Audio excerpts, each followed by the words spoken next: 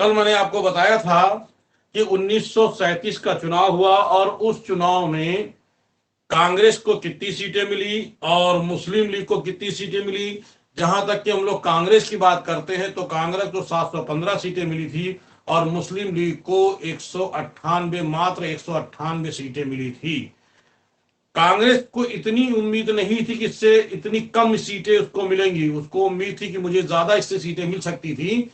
तो इसलिए इसलिए कांग्रेस का जब कांग्रेस यानी मार्च 1940 में, ये 37 की घटना है, इसके बाद मार्च 1940 में 38 तक की इनकी सरकार चली कांग्रेस की। उसके बाद फिर बहुत सारी घटनाएं हुई, आगे बताएंगे। मार्च 1940 में जो कांग्रेस का जो अधिवेशन हुआ, उस अधिवेशन में सॉरी पाकिस्तान का यानी मुस्लिम लीग का जो अधिवेशन हुआ, उस अधिवेशन में मुस्लिम लीग ने पाकिस्तान की मांग की थी। लेकिन जो चुनाव हुआ था 1937 का चुनाव हुआ, इसमें मुस्लिम लीग को जो सीटें मिली थी 198 सीटें प्राप्त हुई।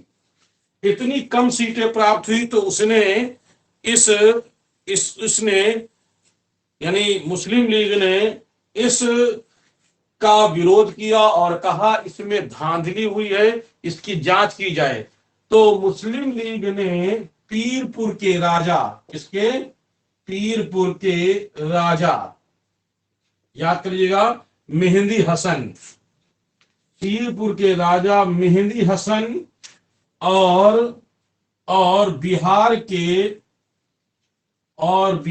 के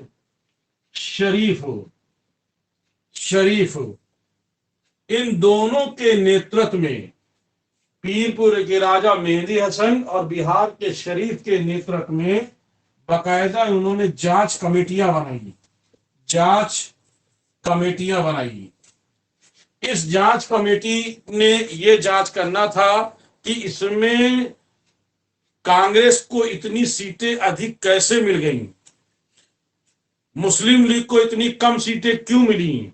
जैसे कि चुनाव जब होता है तो अगर एक पार्टी को बहुत ज्यादा सीटें मिल जाती हैं तो दूसरा ये विरोध जताता है कि इसमें कुछ धांधली हुई है। अभी जैसे पिछले कुछ चुनाव हुए हैं, तो मेहंदी हसन ने रिपोर्ट इन्होंने 1938 में इन्होंने अपनी रिपोर्ट दी और बिहार के शरीफ ने 1939 में अपनी रिपोर्ट दी और रिपोर्ट में कहा कि कांग्रेस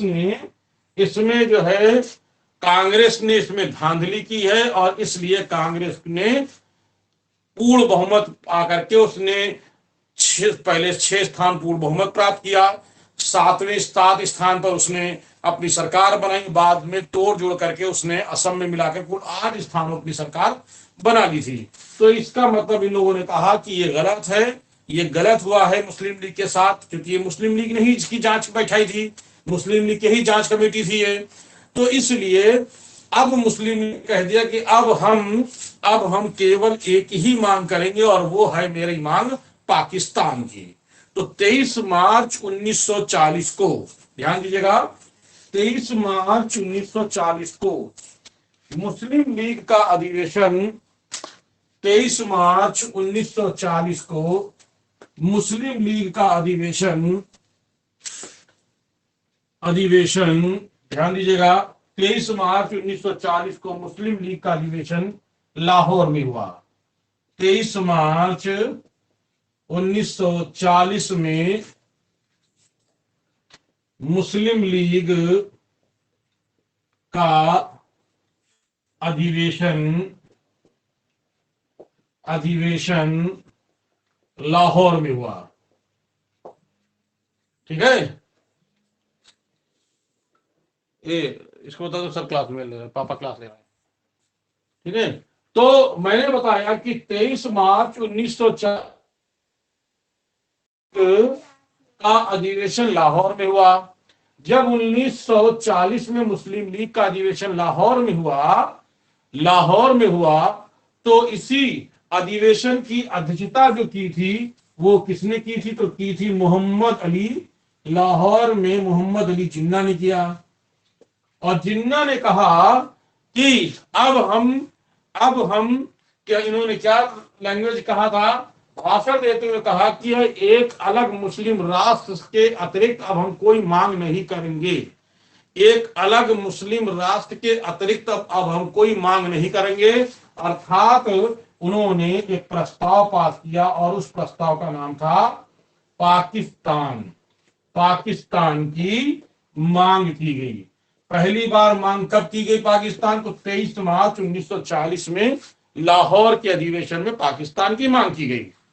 अब मोहम्मद अली जिन्ना ने कहा कि हमको पाकिस्तान की मांग की, और इस पाकिस्तान का जो प्रारूप तैयार किया था वो तैयार किया था खलीकुज़्ज़मा ने। खलीकुज़्ज़मा ने पाकिस्तान का जो प्रारूप तैयार किया था वो खलीकुज़्ज़मा ने तैयार किया था। पाकिस्तान शब्द की बात नहीं कर रहा हूं, पाकिस्तान का जो प्रारूप तैयार किया था, राष्ट्र का जो प्रारूप तैयार किया था पाकिस्तान राष्ट्र का, वो किसने तैयार किया था? वो खलीकुज़्ज़मा ने तैयार किया था। खलीकुज़्ज़मा ने तैयार किया था। ये अधिवेशन लाहौर में हो रहा था। एक समय यही जो जिन्ना थे ये एक भारत के एक राष्ट्रवादी नेता थे। मैं बात याद दिलाता हूं 1919 की। 1919 के में जब भारतीय परिषद अधिनियम पारित किया जा रहा था तो उसमें किसी मामले में मोहम्मद अली जिन्ना को बुलाया गया और जिन्ना से पूछा गया कि क्या आप भारत के राष्ट्रवादी नेता की हैसियत से क्या गवाही देते हैं? सोचें, बताएं कि क्या आप राष्ट्रवादी हैं, भारत के नेता से होकर के एक राष्ट्रवादी नेता हैं? तो उन्होंने हाँ, मैं भारत के राष्ट्रवादी नेता हूं और मैं भारत की हैसियत से मैं ये कहता हूं कि ये चीज है। मतलब कहने का मतलब ये था कि पूरी तरह से वो राष्ट्रवादी थे। शुरुआत में 1920 से पहले तक की, 22 से पहले तक की, इन्होंने कभी नहीं सोचा था कि हम भारत के लिए कोई दूसरा जो है देश खड़ा करेंगे, यानी भारत से अलग हट करके कोई दूसरा देश खड़ा करेंगे। तो इस तरह से जब मांग की गई, जब इस टाइम उन्होंने ये बात कही थी, मैं राष्ट्रवादीवाद, तो उसी समय सरोजिनी नायडू ने कहा था मोहम्मद अली जिन्ना को। किसने कहा था? सरोजिनी नायडू ने। सरोजिनी नायडू ने मोहम्मद अली जिन्ना को क्या कहा था? बड़ा अच्छा शब्द यूज किया था, हिंदू मुस्लिम एकता का दूत। क्या कहा था इन्होंने? हिंदू मुस्लिम, ये क्वेश्चन आ चुका है, हिंदू मुस्लिम एकता का दूत। ये बात किसने कही थी? सरोजिनी नायडू ने। किसके लिए कहा था? तो आप कहोगे इन्होंने ये बात जिन्ना के लिए कही थी। ये बात जिन्ना के लिए कही गई थी कि हिंदू मुस्लिम एकता का दूत कौन है? तो सीधा सीधा याद रखिएगा, उस दूत को कहा गया है जिन्ना को। किसने कहा था? तो आप याद रखिएगा, सरोजिनी नायडू ने हिंदू मुस्लिम एकता का दूत कहा था। तो इस तरह से देखा यह जाता है कि शुरुआत में तो ये थे राष्ट्रवादी, लेकिन बाद में वो देश से हट करके इन्होंने अलग एक पाकिस्तान की मांग की। और पाकिस्तान की जो मांग रखी गई थी वो आप लोग ध्यान रखिएगा, वो मांग जो है कब की है? वो मांग 1940 की है। और इस 40 में मांग में जो मांग रखी गई थी उसका नाम था क्या? आप ये भी याद रखिएगा, उसका नाम था पाकिस्तान। पाकिस्तान का प्रारूप किसने तैयार किया था? तो आप कहोगे खलीकुज़्ज़मा ने तैयार किया था। लेकिन पाकिस्तान से पहले क्या कभी पाकिस्तान हिंदुस्तान से हट करके कोई अलग राष्ट्र की मांग की गई थी? तो हाँ, ये बात हो चुकी थी पहले। 1930 का अधिवेशन, जब मुस्लिम लीग का अधिवेशन इलाहाबाद में हो रहा था, याद कर लीजिएगा, मुस्लिम लीग का अधिवेशन जब इलाहाबाद में हो रहा था, 1930 की घटना है। तब ये बात 1930 का लीग अधिवेशन, लीग मतलब मुस्लिम लीग अधिवेशन जो हो रहा था वो इलाहाबाद में हो रहा था। और इस समय जो अध्यक्ष थे वो थे मोहम्मद इकबाल, शायर मोहम्मद इकबाल। ये वही इकबाल हैं जिन्होंने एक समय कहा करते थे कि सारे जहां से अच्छा हिंदुस्तान हमारा। ठीक है, ये वही इकबाल हैं। तो इन्होंने 1930 के अधिवेशन में भारत का एक दूसरा हिस्सा यानी भारत का एक दूसरा राष्ट्र की मांग की थी। उस वक्त पाकिस्तान नाम नहीं लिया था। और इन्होंने कहा था, किसकी मांग की थी? इन्होंने कहा था मुस्लिम लोगों के लिए। इन्होंने पश्चिमोत्तर प्रांत सिंध और पंजाब, ये चीजें इन्होंने मांग की थी कि जो पश्चिमोत्तर प्रांत वाले जो इलाके हैं वो मुसलमानों को दे देना चाहिए। नया नाम नहीं दिया था, एक अलग निर्वाचन उनका बना देना चाहिए। यानी पहली बार, सबसे पहली बार देश में द्विराष्ट्र की मांग करने वाले कौन व्यक्ति थे? तो सबसे पहले द्विराष्ट्र की मांग करने वाले मोहम्मद इकबाल। क्या कह सकते हैं हम इनको? कह सकते हैं द्विराष्ट्र। द्विराष्ट्र की मांग, द्विराष्ट्र की मांग करने वाले सबसे पहले कौन व्यक्ति थे? मोहम्मद इकबाल। 1933 की बात करते हैं हम लोग। 1933 की बात करते हैं तो एक नाम आप लोगों ने सुना होगा, चौधरी रहमत अली। चौधरी रहमत अली। 1933 में चौधरी रहमत अली, कब? 1933। 1933 में चौधरी रहमत अली, जो कैम्ब्रिज विश्वविद्यालय कैम्ब्रिज विश्वविद्यालय के ये एक छात्र थे, एक स्टूडेंट थे। इन्होंने 1933 में चौधरी रहमत अली ने पहली बार शब्द लाए थे, क्या? पाकिस्तान। क्या शब्द लाए थे? पाकिस्तान। ये शब्द लाए थे। अंग्रेजी में क्या कहेंगे इसको? हम पाकिस्तान को इस तरह लिखेंगे, PAKISTAN। ये पाकिस्तान शब्द हो गया, पाकिस्तान शब्द बना। और पाकिस्तान, पहला जो पाकिस्तान का जो पी शब्द है वो पंजाब से आया है, पंजाब का पी। ए जो आया है शब्द, ए जो शब्द आया है ये किसका है? ये अफगानिस्तान से लिया गया है, अफगानिस्तान से। जो के आई आया है, ये के आई, ये कश्मीर से लिया गया है। के आई ये किससे लिया गया है? कश्मीर से लिया गया है। कश्मीर को कहते हैं किश्मीर। के आई होता नहीं, कस केस नहीं, किश्मीर है तो किश्मीर कहते हैं इसको। तो के आई से लिया गया है। एस कहां से लिया गया है? सिंध से लिया गया है। एस जो है वो सिंध से है। और तान जो शब्द है वो लिया गया है बलूचिस्तान से। किससे लिया गया है? ये बलूचिस्तान से लिया गया। ध्यान रखिएगा, किससे लिया गया है? बलूचिस्तान। तो बलूचिस्तान का जो लास्ट शब्द है टीएन, ये किससे है? ये आखिरी तान शब्द इससे लिया गया है, बलूचिस्तान से। तो ये तीन जो ये शब्द है पहले पहले अक्षर के, PAKIS और लास्ट का तान, तो कुल मिला के बन गया ये, क्या बन गया? ये बन गया पाकिस्तान। तो पाकिस्तान शब्द किसने लाया था? वो याद रखिएगा, चौधरी रहमत अली ने। कब नाम दिया था? 1933 में। तो नाम तो हो गया था 1933 में चौधरी रहमत अली। ध्यान रखिएगा, नाम तो हो गया था 1933 में चौधरी रहमत अली, लेकिन इसका प्रयोग मुस्लिम लीग ने कब प्रयोग किया है, कब ये मांग की है? तो ये मांग की 1940 में। कहा? लाहौर के अधिवेशन में। जिन्ना पूरी तरह से 40 के बाद से पूरी तरीके से जिन्ना ही जो है वो अध्यक्ष लास्ट तक बने रहे। ठीक है, तो इस तरह से ये मांग रखी गई थी और इस तरह से ये पाकिस्तान शब्द यहीं से स्टार्टिंग हो गया। पाकिस्तान का मांग यहीं से स्टार्टिंग पूरी तरह से हो चुकी थी। एक बात और हम पुरानी बात दोहराना चाहेंगे, डिस्कवरी ऑफ इंडिया जल्दी बता किसकी है?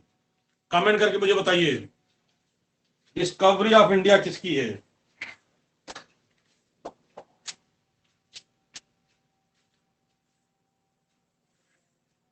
जवाहरलाल।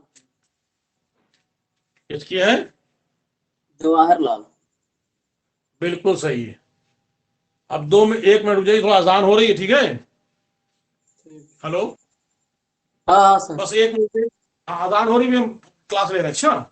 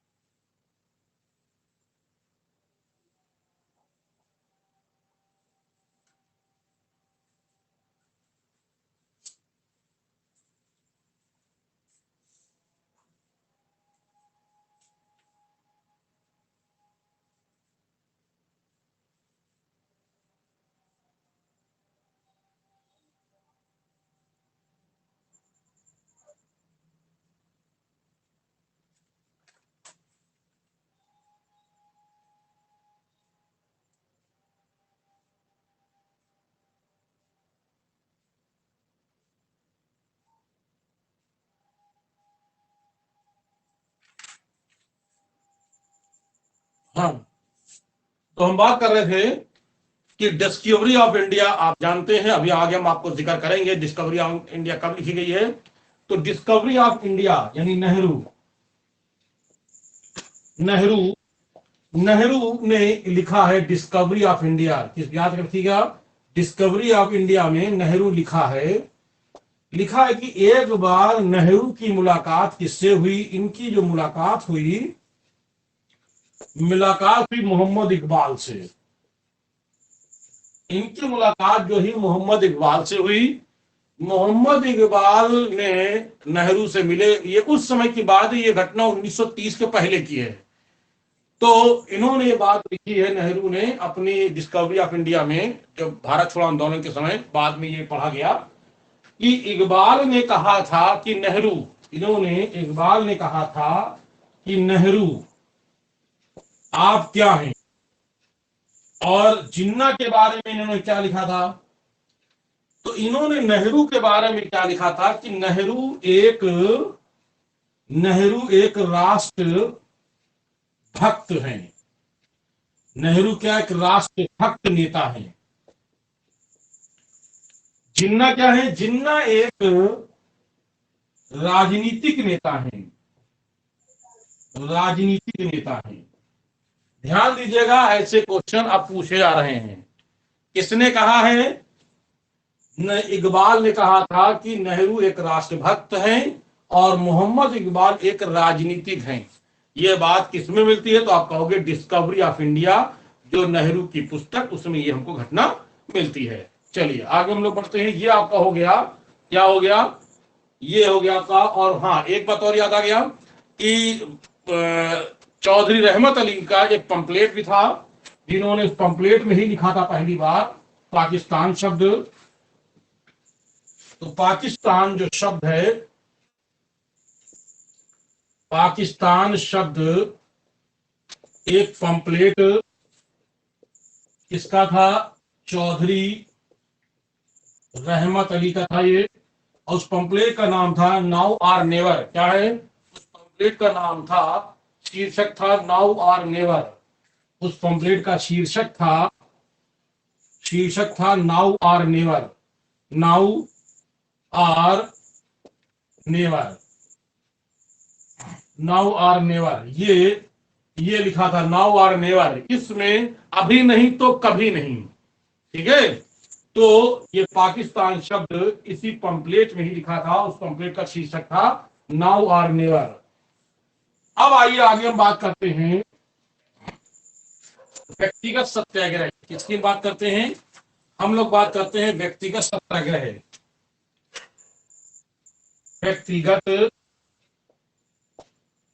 व्यक्तिगत सत्याग्रह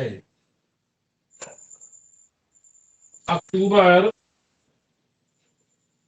1940, अक्टूबर 1940 व्यक्तिगत सत्याग्रह। इसको समझ ले थोड़ा से। जब 1940 नहीं 1939 का और 38 का अधिवेशन हुआ था, तो 1939 के अधिवेशन में एक प्रस्ताव पास किया गया था कि भारत की जो जनशक्ति है, जो जन संसाधन है, वो संसाधन ब्रिटिश सरकार के किसी भी आंदोलन में नहीं लगेंगे। क्यों, क्योंकि 1939 में द्वितीय विश्व युद्ध चालू हो गया था। द्वितीय विश्व युद्ध चालू था। ब्रिटेन, अमेरिका, ऑस्ट्रेलिया, ये सब चाह रहे थे कि भारत भी साथ दे। सभी चाह रहे थे कि भारत भी साथ दे। इसलिए एक मिशन भेजा गया, एक प्रस्ताव रखा गया। उस प्रस्ताव का नाम है अगस्त प्रस्ताव। उस प्रस्ताव का नाम क्या है, अगस्त प्रस्ताव। यह प्रस्ताव भारत में रखा गया था 8 अगस्त 1940 को। इस प्रस्ताव में कहा गया था कि सभी भारतीय हमारा साथ दें, हम उनके डोमिनियन स्टेट, हम उनको स्वराज प्रदान करेंगे, हम उनको डोमिनियन स्टेट देंगे, हम इनके लिए एक संविधान बनाएंगे, सभी लोग उनका साथ दें। अगर साथ देते हैं तो हम उनके लिए युद्ध के बाद उनके लिए कुछ सोचेंगे, यानी उनके मतलब भारतवासियों के कुछ सोचेंगे। लेकिन ये प्रस्ताव को सभी भारतीयों ने उस प्रस्ताव को नकार दिया। और नकारने के बाद, अगस्त प्रस्ताव को नकारने के बाद एक बैठक हुई। उस बैठक में याद कर लीजिएगा, एक बैठक हुई। कहां बैठक हुई? 11 अक्टूबर 1940 को। 11 अक्टूबर 1940 को कांग्रेस की एक बैठक हुई। बैठक में यह निर्णय लिया गया कि गांधी जब चाहें, जहां से चाहें, जब चाहें, जहां से चाहें आंदोलन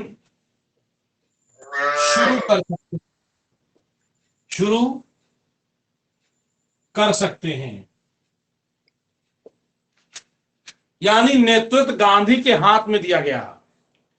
गांधी ने कहा कि मैं शुरू करूंगा व्यक्तिगत सत्याग्रह। व्यक्तिगत सत्याग्रह की कुछ शर्तें होंगी, उसको आप लोग बाद में नोट कर लियो, मैं बोल दे रहा हूं। व्यक्तिगत सत्याग्रह की शर्त यह होगी कि गांधी जिसको चाहेंगे वही व्यक्ति व्यक्तिगत सत्याग्रह में शामिल होगा। गांधी जिसको चाहेंगे वही व्यक्ति व्यक्तिगत सत्याग्रह में शामिल होगा। यह बात गांधी ने कही, एक बात।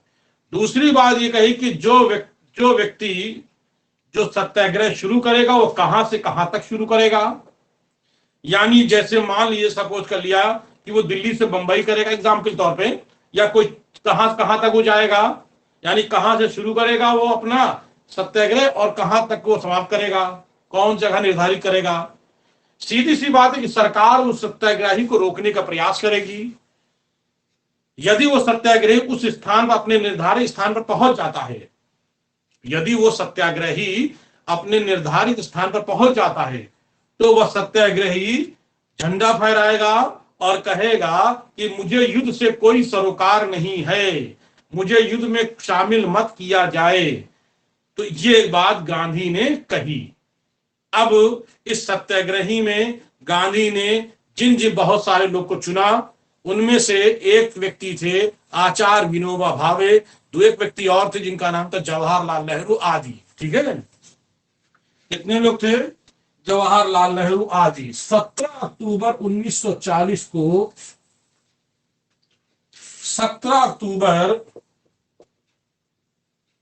अक्टूबर 1940 को सत्याग्रह शुरू हुआ। सत्याग्रह शुरू हुआ 17 अक्टूबर 1940 का सत्याग्रह शुरू हुआ। इसमें आचार्य विनोबा भावे, आचार्य विनोबा भावे ये पहले सत्याग्रही थे जो अपने निर्धारित स्थान पर पहुंचे। निर्धारित स्थान पर पहुंचे थे। याद कर लीजिए कि निर्धारित स्थान पर पहले पहुंचने वाला व्यक्ति कौन था। ये क्वेश्चन आ चुका है कई बार, और फिर भी याद रखिएगा। आचार्य विनोबा भावे पहले सत्याग्रही थे जो अपने अपने सत्याग्रही के रूप में पहुंचे थे। जिन्होंने पवनार आश्रम से, कहां शुरू किया था इन्होंने? पवनार। इन्होंने पवनार आश्रम, पवनार आश्रम कहां है? महाराष्ट्र। महाराष्ट्र से इन्होंने शुरू किया था दिल्ली के लिए। ये पहुंच करके इन्होंने कहा कि मुझे युद्ध से कोई सरोकार नहीं है, मुझे युद्ध में शामिल नहीं होना है, ये कहा। दूसरे सत्याग्रही कौन थे? दूसरे सत्याग्रही जो थे उनका नाम था JL नेहरू, यानी लाल नेहरू। और जवाहरलाल नेहरू ने कहा था, इसी समय जवाहरलाल नेहरू ये दूसरे पहुंचे थे, जवाहरलाल नेहरू ने इसी समय कहा था क्या, इन्होंने कहा था जवाहरलाल नेहरू ने, ध्यान दीजिए, इन्होंने कहा था जवाहरलाल नेहरू ने दिल्ली चलो का नारा दिया था। क्या दिया था इन्होंने? इन्होंने दिल्ली चलो का, दिल्ली चलो का नारा दिया। अक्सर अब कोई आंदोलन होता तो लोग कह देते दिल्ली चलो, तो ये यहीं से उठा है। इस तरह से दिल्ली चलो का नारा दिया और इस प्रकार से सरकार ने बहुतों को गिरफ्तार किया, क्योंकि भाई सत्याग्रही बहुत सारे, तो 25,000 कितने लोग गिरफ्तार हुए थे? लगभग 25,000 लोग गिरफ्तार हुए थे। सरकार को यह जता दिया कि हम आपके साथ नहीं हैं। ध्यान देना। आचार्य विनोबा भावे के बारे में थोड़ा जानने क्या है। आचार्य विनोबा भावे जो थे ये गांधीवादी नेता थे, गांधी की तरह काम करते थे। इन्होंने सर्वोदय, ध्यान देना, इन्होंने सर्वोदय समाज क्या स्थापित किया था? इन्होंने सर्वोदय समाज की स्थापना की थी। क्वेश्चन आता है कि सर्वोदय समाज की स्थापना किसने की थी, तो आप कहोगे आचार्य विनोबा भावे। लेकिन अगर क्वेश्चन आता है कि सर्वोदय शब्द प्रयोग किसने सबसे पहले किया था, तो आप कहोगे ये शब्द प्रयोग किया किसने? गांधी ने। नोट कर लें, ये सब नोट्स में नहीं मिल सकता है, ये एक्स्ट्रा चीजें हैं जो मैं अलग से दे रहा हूं। ये मेरी रिकॉर्ड है कि मैं चाहे जितना नोट्स बांट दूं, नोट चाहे जितना बांट दें, चाहे जितना मेरा कोई रिकॉर्ड कर ले, हर बार मेरा लेक्चर 10%, 15% एक्स्ट्रा हर बार हो जाएगा। आज अभी ले रहा हूं, अगली बार अगर कोई बैच यही अगर कोई अगला स्टूडेंट मेरा पढ़ता है तो कहता है सर आप तो नई चीज जोड़ देते हैं। हमेशा मैं नई चीज जोड़ देता हूं, ठीक है। तो इस तरह से सर्वोदय शब्द कौन लाया था? गांधी लाए थे। आचार्य विनोबा भावे क्या लाए थे? सर्वोदय समाज लाए थे। और इस प्रकार से ये गांधी का व्यक्तिगत सत्याग्रह भी समाप्त हो गया, क्योंकि सभी लोग को गिरफ्तार कर लिया गया था। चलिए अगला हम लोग बढ़ते हैं, क्रिप्स मिशन। क्या बढ़ते हैं?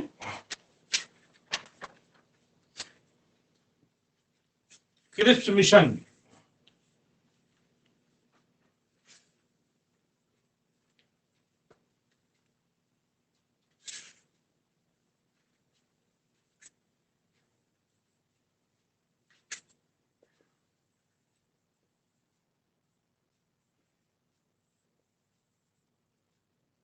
क्रिप्स मिशन ये घटना है मार्च 1942।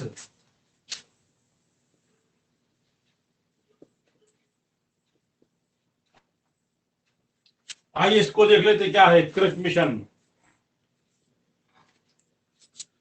क्रिप्स मिशन क्या है? अभी तक की हमने जो बताया था वो घटना 40 की थी, ये आपकी है 1942 की घटना। डेट याद रखिएगा, बस इतना याद रखिए कौन सी डेट में कोई घटना घटी है। तो क्रिप्स मिशन की बात करते हैं तो थोड़ा से पहले समझ लें, एक अगस्त 1941 यानी अगस्त 1941 में ब्रिटेन प्लस अमेरिका ने संयुक्त घोषणा की, संयुक्त घोषणा किया किया क्या किया? ब्रिटेन और अमेरिका ने एक संयुक्त घोषणा किया। सुन लेना ध्यान से। वह औपनिवेशिक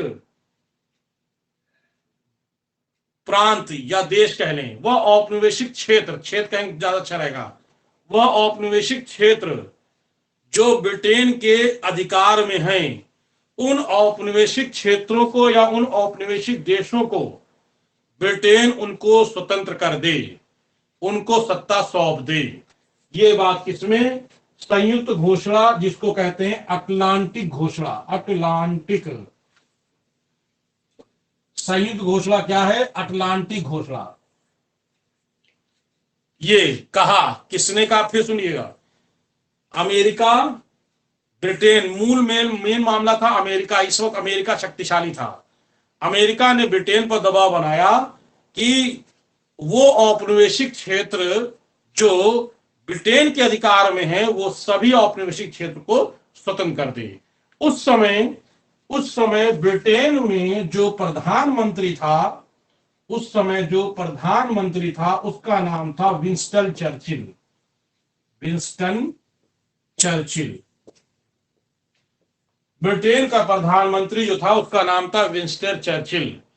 विंस्टन चर्चिल ने कहा ये अटलांटिक घोषणा बर्मा और भारत पर लागू नहीं होती है। ये क्या कहा? बर्मा और भारत पर लागू नहीं होती है, अर्थात बर्मा और भारत को स्वतंत्र नहीं किया जाएगा। किसने कहा? इन्होंने कहा कि ये घोषणा बर्मा और भारत पर लागू नहीं होता है, अर्थात इनको स्वतंत्र नहीं किया जाएगा। यानी इन दोनों को स्वतंत्र नहीं किया जाएगा, बाकी सब स्वतंत्र रहेंगे।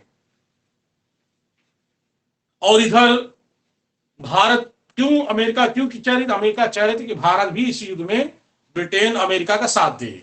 देखो मैं बता देता हूं, प्रथम विश्व युद्ध की बात करते हैं तो प्रथम विश्व युद्ध में ब्रिटेन जो था वो मूल व्यक्ति था, यानी मूल देश था प्रथम में, और दूसरा कौन था? जर्मनी था। लेकिन जब द्वितीय में आते हैं तो द्वितीय में जो मूल देश जो था, जिससे मूल जो मेन जो था ताकतवर, वो अमेरिका था, और दूसरा उधर कौन था? वो जापान था। ये सेकेंड वर्ल्ड वॉर की बात कर रहे हैं। तो इसमें अमेरिका, चीन, ऑस्ट्रेलिया जैसे देश का दबाव पड़ रहा था, भाई इसका समाधान करिए, भाई भारत को मिलाइए आप। तो ऐसे में विंस्टन चर्चिल ने एक मिशन भारत भेजने के लिए एक योजना बनाई कि एक मिशन भेजेंगे, वो जाकर के भारत के लोगों को समझाएगा। और वो मिशन क्या कहलाया? किसके नेतृत्व में वो होगा किसके नेतृत्व में? स्टेफोर्ड क्रिप्स के नेतृत्व में होगा, जिसको कहा जाएगा क्रिप्स मिशन। तो आइए समझ में लेते हैं। सितंबर 1900, ध्यान देना, 11 मार्च 1942 को, समझिएगा, 11 मार्च 1942 को, 11 मार्च 1942 को स्टेफोर्ड क्रिप्स के नेतृत्व में एक मिशन भेजा। उस मिशन का नाम पड़ा क्रिप्स मिशन। इसके सदस्य कौन कौन थे? इसके सदस्य एवी अलेक्जेंडर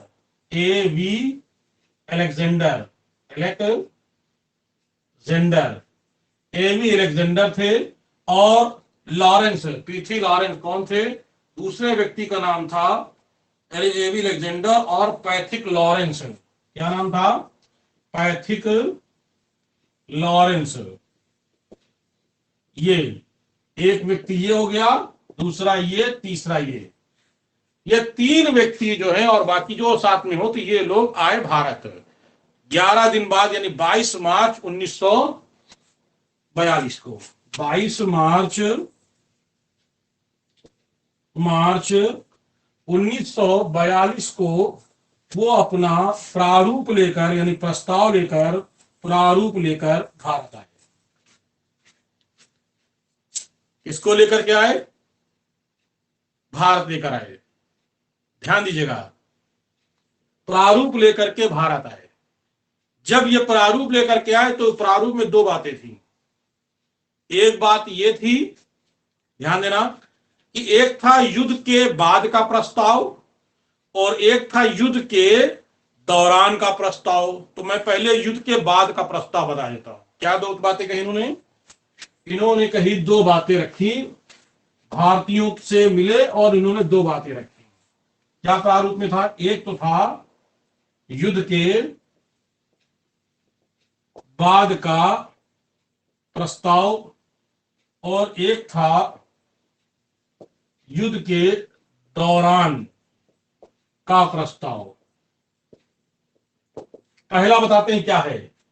युद्ध के बाद का प्रस्ताव क्या है कि जब युद्ध समाप्त हो जाएगा, जब युद्ध समाप्त हो जाएगा, इस युद्ध के बाद ब्रिटिश सरकार भारतीयों के लिए एक संविधान का निर्माण करेगी। उस संविधान में सभी राष्ट्र के सभी लोग शामिल होंगे।